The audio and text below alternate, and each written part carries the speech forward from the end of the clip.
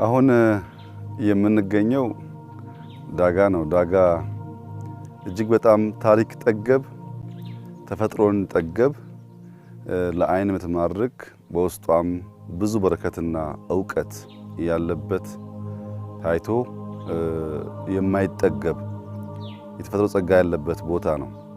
ከዚያም ባሻገር ዳጋ በባህር ዳርና በጎርጎራ መካከለኛ ስፍራ ላይ የሚገኝ ነው። ሚድላንድ ነው። አይላንድ ሆኖ መካከለኛ ቦታ ላይ ያለ መቆም መንቀሳቀስ የሚያስችል ቦታ ነው። እንዳያችሁት ሲበዛ ጫካ ነው። ተራራው የተለየ ከፍታ አለው እና ይሄንን ቦታ ከታሪኩም ባሻገር በአቀማመጡ እና ባለው ውበት ለብዙዎች እይታ የሚጋብዝ ነው። ውስጥ ግን ገባ ስንል አስደማሚ ታሪኮች ለማየት ችለናል። ዳጋ በትንሹ 700 ዓመት የሚጠጋ ታሪክ በውስጡ አቅፎ የያዘ ቦታ ነው።